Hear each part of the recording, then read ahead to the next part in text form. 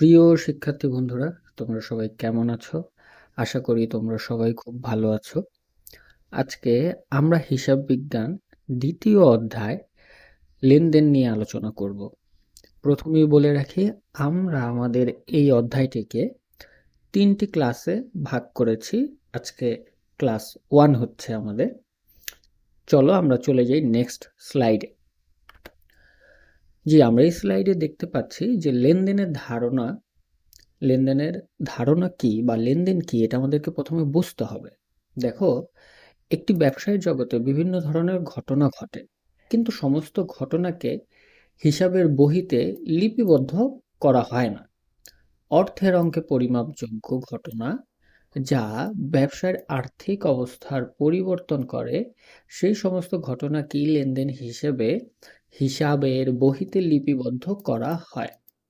এই জায়গায় একটা বিষয় খুবই ক্লিয়ার ভাবে বুঝতে হবে যে ব্যবসায়ের জগতে নানান ধরনের ঘটনা ঘটে। ধরো, একটা ইভেন্ট হচ্ছে, এটা একটা ঘটনা। তারপরে ধরো, কোনো অ্যানুয়াল প্রোগ্রাম হচ্ছে একটি ব্যবসা প্রতিষ্ঠানের, এটা একটা ঘটনা। আবার ধরো, ব্যবসা প্রতিষ্ঠান তার সরবরাহকারীর থেকে পণ্য কিনে সেই পণ্য প্রক্রিয়াকরণের মাধ্যমে সে তার সেবা প্রদান করছে, এটাও ঘটনা। এই যে পণ্য কেনা, পণ্য বিক্রি করা, এগুলো হচ্ছে অর্থের অঙ্কের পরিমাপযোগ্য ঘটনা। অর্থাৎ যেই ঘটনাকে তুমি অর্থের অঙ্ক দ্বারা পরিমাপ করতে পারো এবং যা তোমার ব্যবসায়ের আর্থিক অবস্থার পরিবর্তন করে, সেই সমস্ত ঘটনাকেই লেনদেন বলা হয়। ওকে, উদাহরণস্বরূপ বলা যেতে পারে, সীমান্ত ট্রেডার্স 5,000 টাকা দিয়ে অফিসের জন্য একটি আলমারি ক্রয় করলেন, আবার দোকান থেকে ফেরার পথে দুর্ঘটনায় আহত হলেন। এখানে দুইটি ঘটনা ঘটল। প্রথমটি হচ্ছে সে তার অফিসের জন্য একটি আলমারি কিনলো। এখানে কি হলো, তার নগদ যে অর্থ সেটি ব্যয় হলো এবং তার অফিসে একটি সম্পদ, আলমারি, সেটা বাড়লো। এইখানে আর্থিক অবস্থার পরিবর্তন ঘটেছে। উল্লেখিত দুইটি ঘটনার জন্ম হলো, কিন্তু প্রথমটি যেহেতু অর্থের দ্বারা পরিমাপযোগ্য এবং ব্যবসার আর্থিক অবস্থার পরিবর্তন করেছে, সেই জন্য প্রথম ঘটনাটি লেনদেন। দ্বিতীয় ঘটনায় যেহেতু আর্থিক সংশ্লিষ্টতা নেই এবং ব্যবসার আর্থিক অবস্থার কোনো পরিবর্তন হয়নি, সেহেতু দ্বিতীয় ঘটনাটি ব্যবসায় লেনদেন হিসেবে লিপিবদ্ধ হবে না। আমরা কি ক্লিয়ার বুঝতে পেরেছি? ওকে, তারপরে চলো যাই। লেনদেন শব্দটির আবিধানিক অর্থ হলো গ্রহণ ও প্রদান, অর্থাৎ দেওয়া ও নেওয়া। ইংরেজিতে যাকে বলা হয় গিভ অ্যান্ড টেক। সংঘটিত প্রতিটি ঘটনায় একাধিক পক্ষ জড়িত থাকে। এক পক্ষ সুবিধা গ্রহণ করে, অপর পক্ষ সুবিধা প্রদান করে। অর্থাৎ যে কোনো ঘটনা ঘটে তার দুইটা পক্ষ থাকে, একটা পক্ষ সুবিধা গ্রহণ করে এবং অন্য পক্ষ সুবিধা প্রদান করে। যেমন মানিক রতনকে 1,000 টাকা দিল। এই কার্যের মধ্যে আমরা দুটি পক্ষ দেখতে পাই। রতন 1,000 টাকা গ্রহণ করলো ও মানিক 1,000 টাকা প্রদান করলো। চলো আমরা পরবর্তী স্লাইডে যাই। আমরা এই স্লাইডে দেখছি যে লেনদেনের প্রকারভেদ। দেখো, লেনদেন মূলত দুই প্রকার, একটা হচ্ছে বাহ্যিক লেনদেন আর একটা হচ্ছে অভ্যন্তরীণ লেনদেন। বাহ্যিক লেনদেনটা আসলে কি আমরা একটু বুঝি। বাহ্যিক লেনদেনটার মধ্যে বাহ্যিক লেনদেন কোনো অর্থনৈতিক ঘটনা দুটি পক্ষকে বা দুইটি প্রতিষ্ঠানকে প্রভাবিত করে। মানে আলাদা আলাদা দুইটা পক্ষ, আলাদা আলাদা দুইটা প্রতিষ্ঠান। উদাহরণস্বরূপ, কালাম এন্টারপ্রাইজের কাছ থেকে বাবুল স্টোর্স পণ্যদ্রব্য ক্রয় করেছে। এখানে কালাম এন্টারপ্রাইজ হচ্ছে সরবরাহকারী আর বাবুল স্টোর্স হচ্ছে পণ্য ক্রয়কারী প্রতিষ্ঠান। ঠিক আছে, ধরো এইটা একটা প্রতিষ্ঠান যেটা কালাম এন্টারপ্রাইজ আমরা দেখতে পাচ্ছি, আর একটা হচ্ছে বাবুল স্টোর্স। তারা এখানে বাবুল স্টোর্স কালাম স্টোর্সের কাছ থেকে পণ্য কিনেছে, আর কালাম স্টোর্স কালাম এন্টারপ্রাইজ এখানে হচ্ছে সরবরাহকারী। এই যে দুইটা প্রতিষ্ঠান, আলাদা আলাদা প্রতিষ্ঠান, তাদের মধ্যে লেনদেন সংগঠিত হয়েছে, এটি একটি বাহ্যিক লেনদেন। অথবা ব্যবসায় প্রতিষ্ঠান কর্তৃক বাড়িওয়ালাকে মাসিক ভাড়া প্রদান, এটাও বাহ্যিক লেনদেন। এবার আমরা যাই অভ্যন্তরীণ লেনদেন কি। অভ্যন্তরীণ লেনদেন ব্যবসার শুধু অভ্যন্তরীণ আর্থিক অবস্থাকে প্রভাবিত করে। উদাহরণস্বরূপ মেশিন ব্যবহারের ফলে উদ্ভূত অপচয় বা মূল্য হ্রাস। এখানে দেখো একটি নতুন আলমারি ব্যবহার করতে করতে আলমারিটি পুরনো হয়ে গিয়েছে। আমি যদি এই আলমারিটি 10,000 টাকা দিয়ে কিনে থাকি, ধরো 10,000 টাকা দিয়ে আমি এই আলমারিটি কিনেছি, এখন কি এই আলমারিটির দাম 10,000 টাকা আছে পুরনো হয়ে যাওয়ার পর? না, নেই। হইতে পারে যে আমি এটাকে মাত্র 4,000 টাকায় বিক্রি করতে পারবো। এই যে এর দাম কমে গেল ব্যবহারের ফলে, এর যে ক্ষয় হলো, এটাও লেনদেন। এটাকে বলা হয় অপচয়। আবার ধরো এই যে একটি ট্রাক, এই ট্রাকটি আমি ব্যবহার করতে করতে, আমি পণ্য আনা নেওয়া করতে করতে এর যে ক্ষয় হয়েছে, এর ফলে অপচয় সৃষ্টি হয়েছে, এবং এটিও একটি অভ্যন্তরীণ লেনদেন। আমরা তার পরের স্লাইডে যাই। লেনদেনের প্রকৃতি বা বৈশিষ্ট্য, এই অংশটুকু খুবই গুরুত্বপূর্ণ, যে লেনদেনের কি কি বৈশিষ্ট্য রয়েছে এবং তার প্রকৃতি কি। প্রথমেই লেনদেনের বৈশিষ্ট্য হলো অর্থের অঙ্কে পরিমাপযোগ্য। লেনদেন একটি উল্লেখযোগ্য বৈশিষ্ট্য হলো ঘটনাকে অবশ্যই অর্থের অঙ্কে পরিমাপযোগ্য হতে হবে, নতুবা উক্ত ঘটনাকে লেনদেন বলা যাবে না। অর্থাৎ আমার যে ঘটনাটাই ঘটবে সেটাকে অবশ্যই আমি টাকা দিয়ে বিচার করতে পারবো। ধরো যেমন ব্যবসায়ের ম্যানেজারের মৃত্যু একটি ক্ষতি যা অর্থ দ্বারা পরিমাপযোগ্য নয়, তাই এটি কোনো লেনদেন নয়। কিন্তু আগুনে পণ্য পুড়ে যাওয়া 20,000 টাকা ক্ষতি হলো, এটি একটি লেনদেন। এই যে আমার পণ্য আগুনে পুড়ে গেল, আগুনে পুড়ে যাওয়ার কারণে আমার পণ্যের যে ক্ষয় হলো, ক্ষতি হলো, আমার সেটা হচ্ছে লেনদেন। কিন্তু একজন মানুষ মরে গেলে তুমি কি তার জীবনের মূল্য অর্থ দ্বারা বিচার করতে পারো? না, পারো না, তাই এটি লেনদেন নয়। 2, আর্থিক অবস্থার পরিবর্তন। কোনো ঘটনা দ্বারা যদি কোনো প্রতিষ্ঠানের আর্থিক অবস্থার পরিবর্তন সাধিত হয়, তবে সেটিই লেনদেন। যেমন নগদ 5,000 টাকা দিয়ে অফিসের জন্য আসবাবপত্র ক্রয় করা হলো। এখানে প্রতিষ্ঠানের আসবাবপত্র বৃদ্ধির পাশাপাশি নগদ 5,000 টাকা হ্রাস পেয়েছে। সুতরাং এই ঘটনা দিয়ে যেহেতু প্রতিষ্ঠানের আর্থিক অবস্থার পরিবর্তন এসেছে, সেহেতু এটি লেনদেন।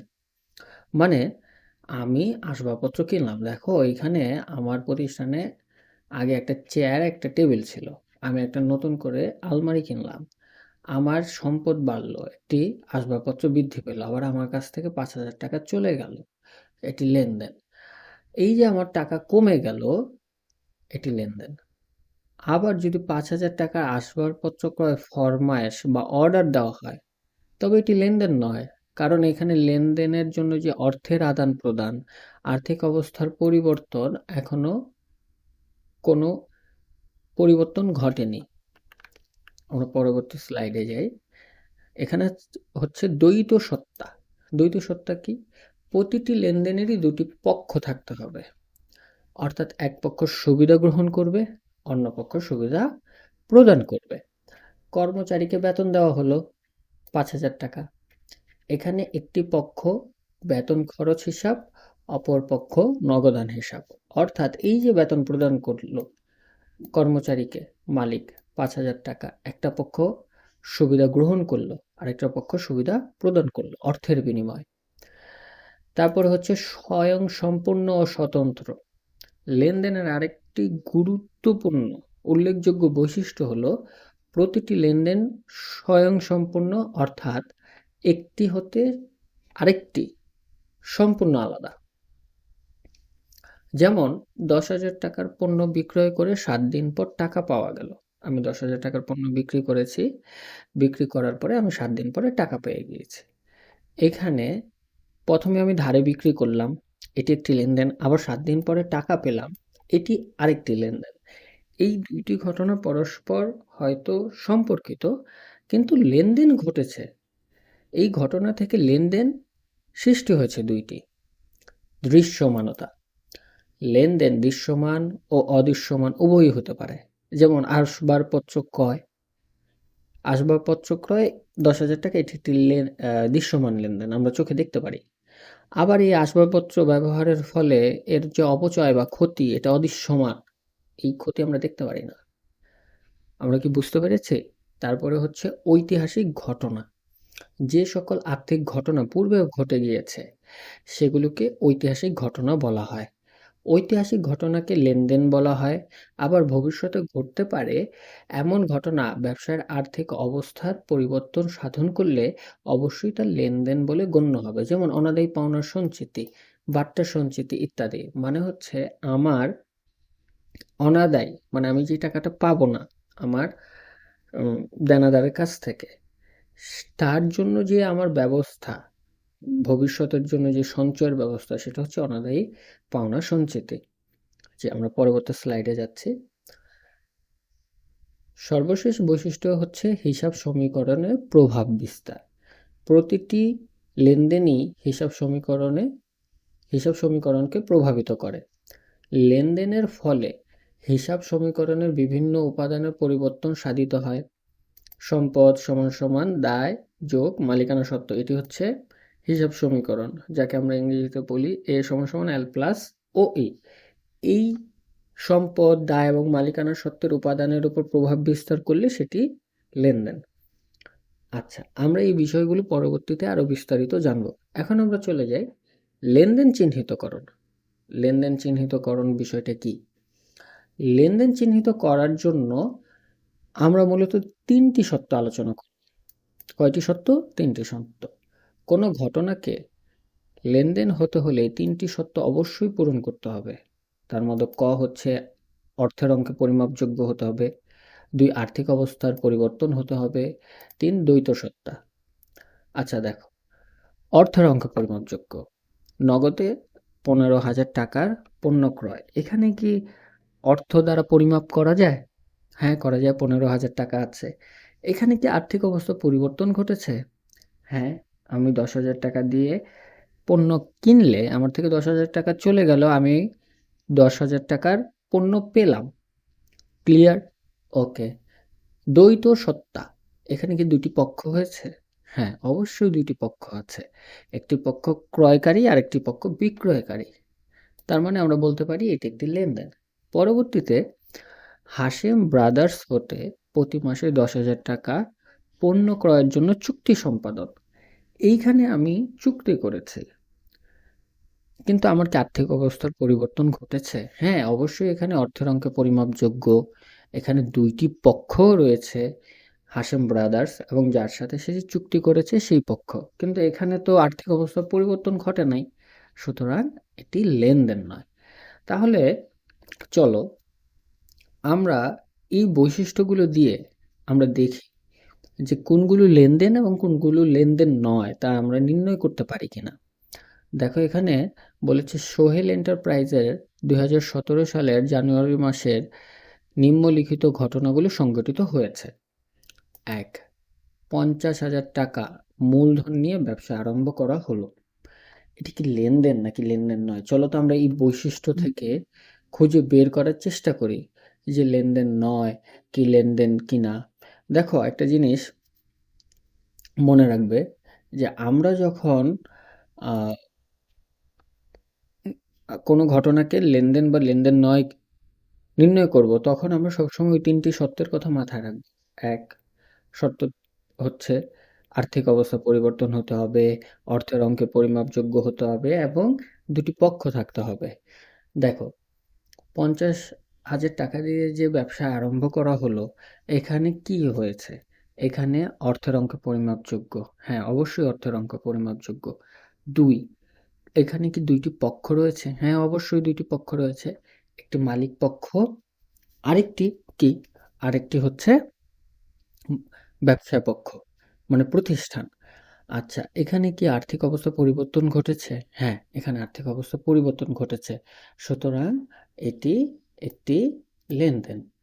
২. নগদে ১৫,০০০ টাকা পণ্য ক্রয় করা হলো। হ্যাঁ, এটি একটি লেনদেন। এটি আমরা আগেই জেনেছি।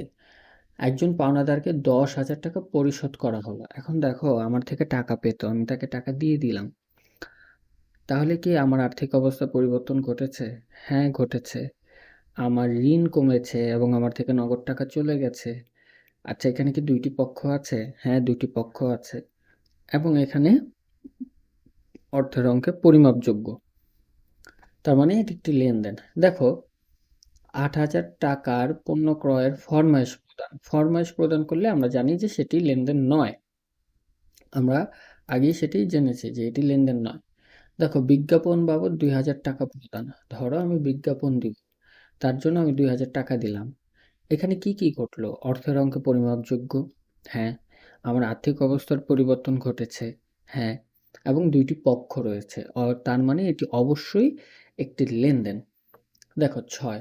জনাব মামুনকে মাসিক ৭,০০০ টাকা বেতনে ম্যানেজার হিসেবে নিয়োগ দেওয়া হলো। এখানে দেখো কি ঘটনা ঘটেছে।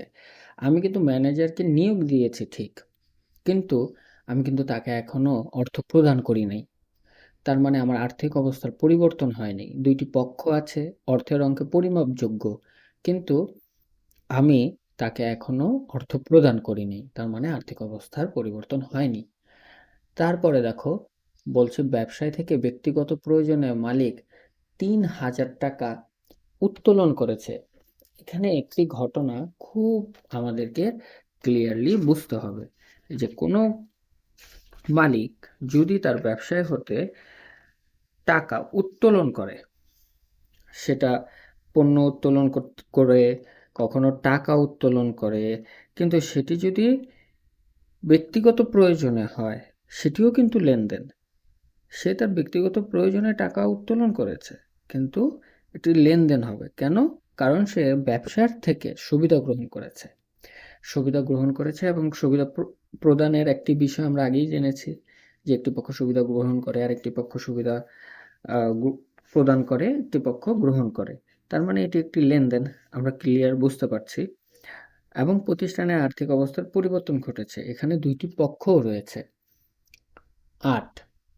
মালিকের ব্যক্তিগত অর্থ হতে ৫০০ টাকা চুরি হয়েছে। দেখো, মালিকের ব্যক্তিগত অর্থ থেকে চুরি হয়েছে। এখানে কিন্তু ব্যবসার সাথে কোনো সম্পর্ক নাই। তার মানে এখানে ২টি পক্ষ নাই। এখানে অর্থের অঙ্কের পরিমাপযোগ্য। এখানে আর্থিক অবস্থার পরিবর্তনও ঘটেছে যেহেতু তার অর্থ চুরি হয়ে গিয়েছে, কিন্তু এইখানে তার ২টি পক্ষ অনুপস্থিত। তার মানে এটি লেনদেন নয়। দেখো, তারপরে রয়েছে হাশেম ব্রাদার্স হতে প্রতি মাসে ১০,০০০ টাকার পণ্য ক্রয় চুক্তি সম্পাদন। এটা আমরা আগেই পড়েছি যে এটি লেনদেন নয়। তারপরে ১০,০০০ টাকা মূল্যের পণ্য হানিফ ট্রেডার্সের নিকট ধারে বিক্রয়। ধারে বিক্রয় করলে সেটি লেনদেন হয়, কারণ ২টি পক্ষ রয়েছে। আর্থিক অবস্থার পরিবর্তন, হ্যাঁ আমি টাকা পাই নাই, কিন্তু আমি টাকা পাবো, কিন্তু আমি তো ১০,০০০ টাকার পণ্য তাকে পাঠিয়ে দিয়েছি। আর্থিক অবস্থার পরিবর্তন হয়েছে, ২টি পক্ষ রয়েছে এবং এখানে অর্থের অঙ্কে পরিমাপযোগ্য। তার মানে আমরা বুঝলাম কিভাবে লেনদেন নির্ণয় করতে হয়। তারপরে এইখানে দেখো, এই ঘটনাগুলো কোনগুলি লেনদেন কোনগুলি লেনদেন কিনা সেখানে এখানে ছকে দেওয়া আছে। আমরা প্রথমে যেমন বললাম যে ১ নম্বর ঘটনাটি লেনদেন। মালিক মূলধন স্বরূপ অর্থ উন্নয়ন করেছে, তার আর্থিক অবস্থা পরিবর্তন হয়েছে, ২টি পক্ষ রয়েছে, তাই এটি লেনদেন। এইখানে এই স্লাইডে তার উত্তরগুলো দেওয়া আছে। তোমরা যারা যারা এই আজকের ক্লাসটি করেছো, তোমরা এই অঙ্কটি এবং লেনদেন নির্ণয়ের এই বিষয়টি বিস্তারিত বুঝতে পেরেছো বলে আমি আশা করি, এবং তোমরা এটা বাসায় প্র্যাকটিস করবে কোনটি লেনদেন কোনটি লেনদেন নয় সেই বিষয়টি। আশা করি তোমরা বুঝতে পেরেছো। আজকের মতো আমাদের ক্লাস এখানেই শেষ। বিদায়।